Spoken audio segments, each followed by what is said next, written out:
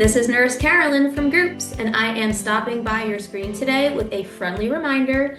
It's about that time of year again, cold and flu season.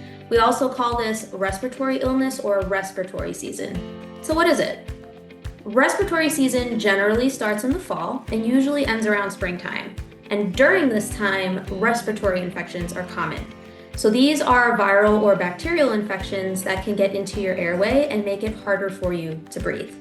And they can range from something like a mild cold to something more serious, like the flu or COVID-19 or respiratory syncytial virus or RSV, for example.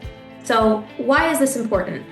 Well, it's important because these infections spread through little droplets that come out whenever a person laughs, talks, sings, coughs, sneezes, or otherwise blows air out of their nose or mouth. And when those little droplets get onto somebody else's eyes, nose, or mouth, that person can get sick with the infection. So this is important because some people can get much sicker than others, even if they have the same infection. And some key symptoms to watch for with these types of infections are going to be things like stuffy or runny nose, coughing or sneezing, sore throat, fever or chills, headache, body aches. Things like fatigue, weakness, loss of taste or smell is another one, or even things like upset stomach, diarrhea, or vomiting. Those are a little bit less common, but we can sometimes see those with respiratory infections. So the key here is to protect yourself and others from getting sick and developing these symptoms.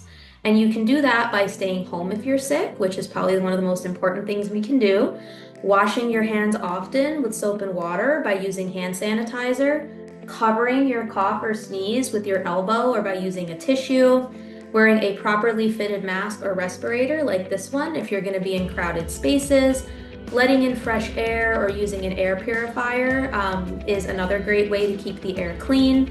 Also, cleaning and disinfecting commonly touched items around your house or at work is a great way to stay safe. Also, staying up to date with your immunizations, only taking your medicines as prescribed. And the final thing that we can do that's really important is to wait at least 24 hours until your symptoms and fever have gone away before being around other people again. Something else that's important to mention here is to always call 911 if there's an emergency.